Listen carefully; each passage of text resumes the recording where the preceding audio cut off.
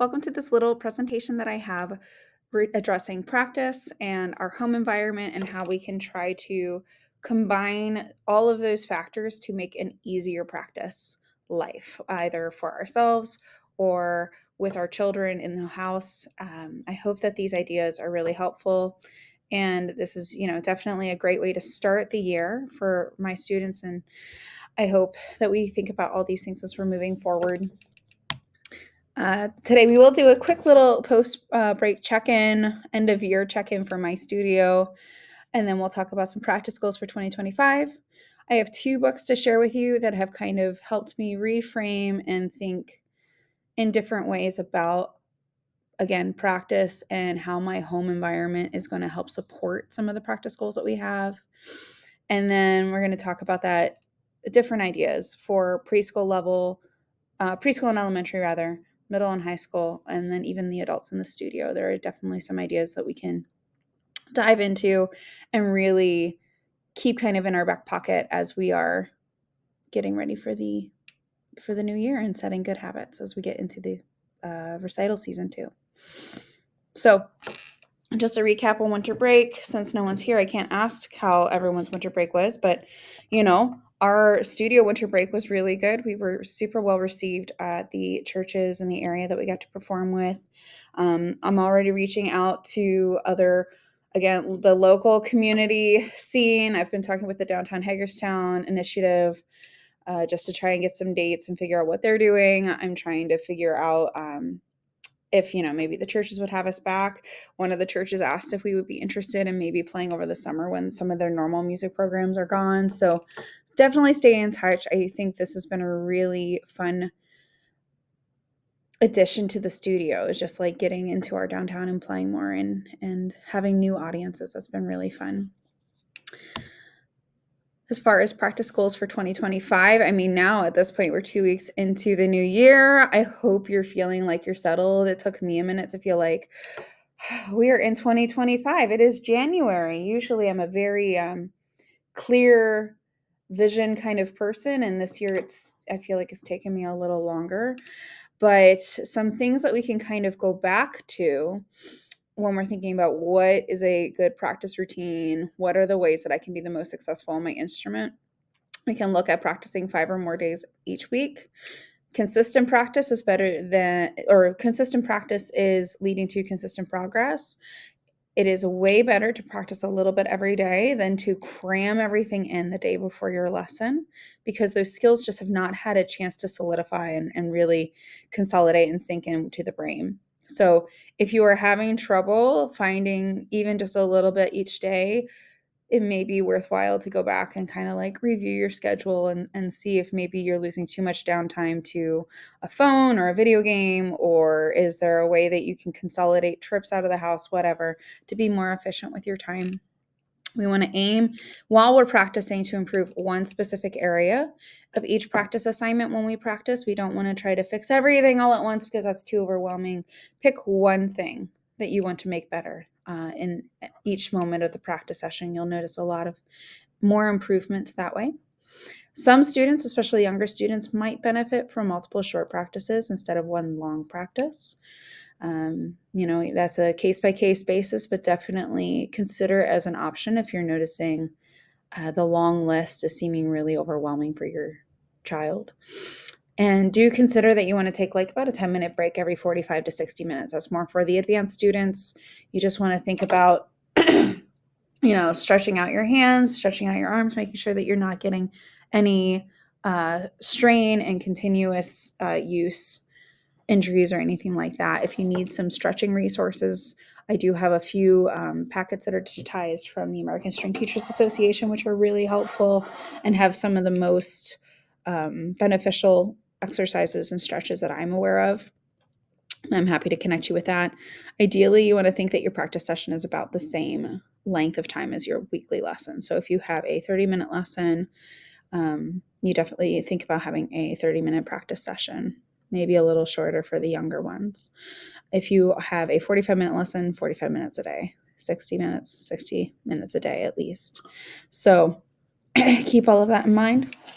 And make sure that you are also remembering to do your listening, because that will help your ears so much. It will inform things like, how do we phrase, and what kind of articulation do we use in different styles of music? It will inform us about different composers. It is really, really, really important to do that. So if you need any suggestions, well, actually, I'll have a few suggestions later on this presentation. But if you are noticing anything, definitely be thinking proactively about how we can do that. As we got into this year, I had 2 books that kind of were shaping some of my thinking about even my own home practice with my daughter, and my own practice for myself. And one of those books is a really short, it's a lovely children's book called The Art Lesson. I have a picture there for you too. It's Tommy dePaola, and it's actually about, the author and artist Tommy dePaola and his experience growing up and figuring out how he got things in. So it starts out when he's like super young, and how all of his friends had, different things that they loved to do. Some of them did cartwheels, some of them collected turtles, whatever, but he loved to draw. He had luckily some role models early in his life. He had twin cousins who were artists, and they told him, practice, practice, practice to be a real artist. Make sure that you are ready to go. And that was very informative for him. Some of the things that I thought were really special was he shared how his family and the teachers in his life really supported him where he was. So some of the pictures, it's hard to see. I'm sure this is probably not visible in my little window here, but it goes through how his mom put up his pictures all over the house, and his dad put the pictures up in his barber shop, and his grandparents who ran a grocery store had his pictures all over the grocery store, and his other grandma had the pictures all over her house, and they were just really encouraging and quick to share his gift with other people. And that encouragement to have the output and that encouragement to share his work, I think it's just so beautiful that he remembered it, right? Like, this is a man who was writing this way later in his life, but it was clearly a formative experience for him. And of course, it's a cute story. I won't go, too into it. There's times that maybe he didn't do what he was supposed to do. He was like being encouraged to draw, but he drew on his bed sheets, and his mom was like, let's like redirect and find another way. And he had a couple run-ins with his teachers at school too in art class, but they always found creative ways to redirect that I thought were really interesting. And I love reading this book. I'm a big Tommy dePaola fan anyway, but I love reading this book because it always reminds me to be like, okay, how can I keep this really positive and encouraging for someone, but while also just tweaking it a little bit to where like either the skill we want to do or redirecting it so that it's an appropriate way to play or something like that. And it's light. This is in the studio. If any parents want to read it and just kind of have a laugh during a lesson, you are more than welcome. I love that story. The other book is The Artist's Way for Parents, Raising Creative Children. And this is from Julia Cameron, who is known as a writer, a screenwriter, comes from a family of musicians, all of that fun stuff. And she goes through 12 areas that we can address as parents and as artists for ourselves, even thinking about how we can cultivate an environment where creativity is easy and possible. So she addresses safety, curiosity, connection, limits, self-expression, inventiveness, conscious inflow, focus, discovery, humility, independence, and faith. And when she says faith there, she's talking more in the sense of like faith in yourself, faith in the art that you can do, faith that like you'll figure it out a little bit too. So it was really an interesting read. And we could have a whole other class about what are if with those 12 areas, what could we do for music? Some of the things that I think of right away that within our Suzuki method we do is conscious inflow. The listening is our conscious inflow. Also getting students out to performances could be conscious inflow. When we think about Safety. We want to make sure that however we are giving feedback, when we are giving feedback, we have to make sure that it's safe, that our children know we're helping them, that we are not saying something about their worth or something, that they would maybe take too deeply. And every kid is very different in terms of what makes them feel safe. We can think about connection. How do we have and foster connection with them? Are we talking with them about their lesson? There's so many great ideas, and it's a decent read, but easy to read, like a chapter a week or something. And again, if anyone wants to borrow this, I'm happy. I bought it so it would live in the studio library. You're welcome to borrow it. That's why I have the studio library. But these were some of the 2 resources that I had in mind as we were going into the new year. Because why does all of this matter? Why does the environment matter for our children or ourselves when we are thinking about music? And this is true no matter what your habit is. If you want to go to the gym, some people will say, I need to go to the gym in the morning, so I literally sleep in my workout clothes, because otherwise the idea of waking up in the morning and deciding I needed to get dressed is too much for me. That's one way to remove a hurdle, right? So when we're thinking about all of these goals in the story from the art lesson and all the 12 areas that Julie is talking about, I want to think about removing the hurdles that are getting in our way from having a good, consistent, stable practice routine for myself and for my family. So some of the ideas I have for home environment, kids 10 and under, usually that preschool, elementary, definitely be an engaged and active participant in the lesson. Make sure that you have a very clear understanding for what are they working on? What hand are they working on? Are they focusing on tone this week? Are they focusing on intonation this week? Are they focusing on memorization this week? And if you're unclear, be comfortable asking questions. It's fine. Take some notes. You can record. I have so many students, and I'm so grateful that they do. Recording stuff. If they notice that there's something coming up that's like a really big teaching point, I see the moms, they just kind of start recording. And then they put the phone down and they go back, and that is so helpful. And I notice that the students who have that do progress really well. So think about that. If you're having trouble at home with practice or maybe even remembering things, try practicing the material yourself as the practice partner at home, like right after the lesson or the next day, just to get your kid thinking and observing someone else. It shows them that you were paying attention, that you felt it was valuable and worth knowing. It shows them that you're willing to do some work too and be able to execute what they're working on. And just kind of evens the playing field a little bit. Sometimes too, it's as simple as the student gets very upset that you're playing their instrument. They don't want to share that violin with you. So they may just take the violin out of your hands to get you to stop playing. Which is fine. It's fine. How are they touching the instrument? Is removing as many hurdles as possible. If you're having trouble with listening, keep a Bluetooth speaker in your living space. In my family, I know that's been a huge game changer for us. So I keep a Bluetooth speaker in our living room, playroom area. And when I notice that things have kind of settled down and in playtime mode, I'll just sneakily connect to Bluetooth, Suzuki Book One, play. And there we go, that we're off to the races, and it's just going in the background. And we listen to a lot of music anyway. It is a musical house, so it's not hard for us to think of things to listen to, but we certainly listen to things outside of the Suzuki repertoire.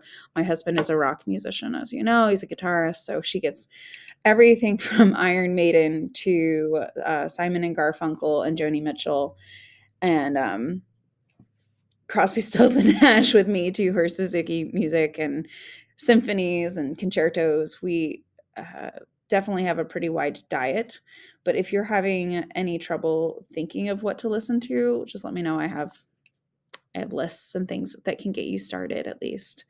If unpacking the violin is difficult, find a safe spot. If you can find a safe spot, leave it out.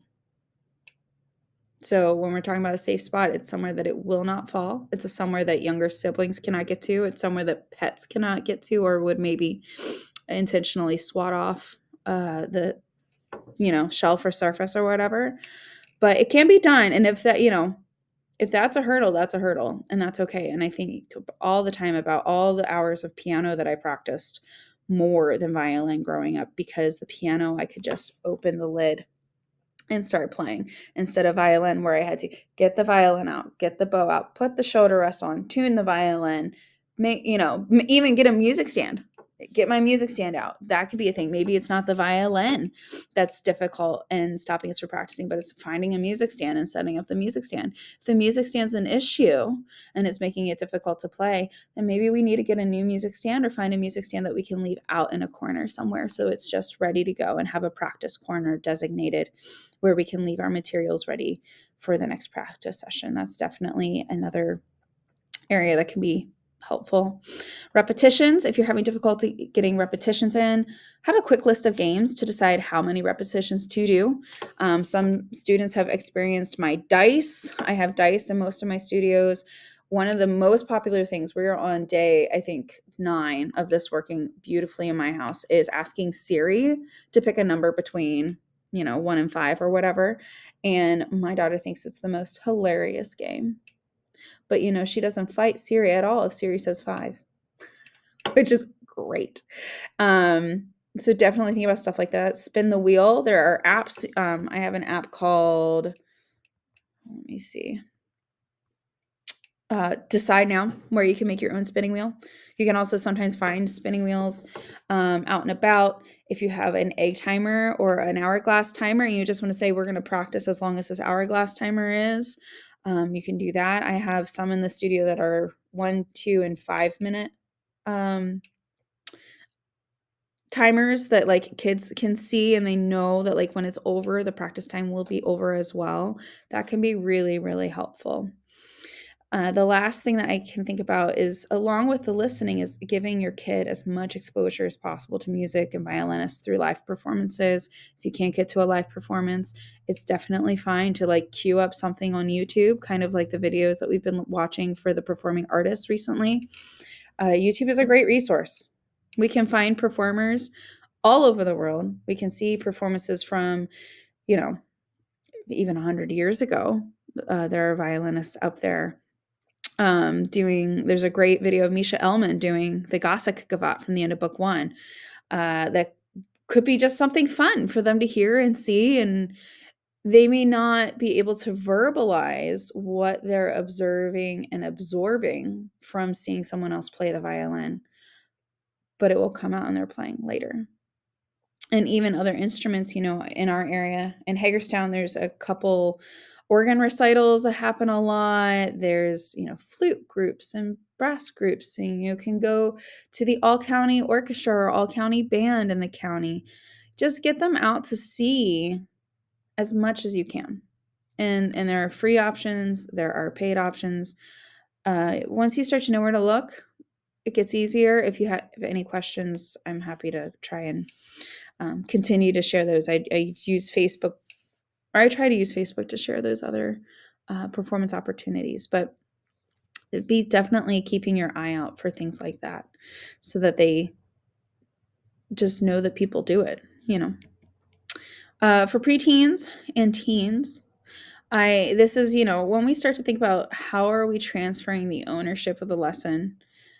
So you individually could be thinking about like, what is the balance of being an engaged parent, but also kind of letting them stand on their own 2 feet and figuring out, okay, how do I plan? What are my materials? We can even, some students, we've had to like make a list and literally say, okay, like for the next month, you're taking on this task. And then the month after that, you're taking on this task. And maybe now you are always making sure all your materials are here, or now you're always going to be tuning, or now you're always going to be even managing your lesson schedule. And now you're always going to be thinking about when they start driving. You are committing to doing the commute. I think that's absolutely important so they can, go out and be a functioning adult later on. And it's better to give thought to this discussion than to just like dump them into everything all at once. So do be thinking about that. If you're having trouble, like thinking about that connection piece from the areas to cultivate, ask your child to summarize the week's assignment as you're leaving your lesson. So they just came out of their lesson and just be like, so what's your assignment for this week? On the way, because if you just ask them, how was the lesson? They'll probably just say, fine. And then that's it, right? So try to be thinking about more open-ended but like kind of specific questions. And then on the way to the lesson, you can ask them, what are you excited to share today? Or is there anything you're nervous about sharing today? Did practice go okay this week? Maybe you know that everyone was sick or there was a lot of travel and they didn't get to practice a lot. You can ask them, how are you feeling about that? Do you have a plan for what you're going to ask to focus on today? Some of the hurdles that they experience are definitely still listening. So thinking about what is their easiest access point without distractions. Phones, I know, are, a great thing because they help us stay in touch, and it helps with like school pickup and school drop off and after school activities. But sometimes that can be a distraction in the practice room, right? So is the phone the best mode? Maybe. Is it still maybe best for them to listen on a computer or to have a physical CD? Get them a CD player and get them the physical CD and just say, you know what, this is what you got, because this way you're not going to get distracted by all the apps and all the text messages and stuff. Maybe. Just be observant of that and notice their schedule. Be a voice of reason when they want to do everything, and it is a really great time of exploration, but help them kind of sort through the prioritization of what opportunities do you want to do, what commitments do you want to do. And one of the last things that I really thought about is make sure you're validating your child by helping them acquire the best gear possible. Now, notice I'm not saying go and get them the most expensive thing ever, take out a loan. No, none of that. That's ridiculous. I don't think any of that is necessary. But I will say, and I can say from personal experience, playing on the $80 eBay violin is not a good feeling either. And it leads to, I mean, hopefully, and I don't think anyone in the studio right now has that situation, but that Amazon, Cecilio, Mendini, Amazon specials, they're not good. Students get frustrated. The strings are not good. So make sure you're getting your strings from good, reputable uh, providers, what either a string shop, Shar Music, Southwest Strings, something like that, because there are counterfeits out there. Even if you go to Amazon and you think you're ordering one of the nicer step ups, there have been dupes, and you don't know.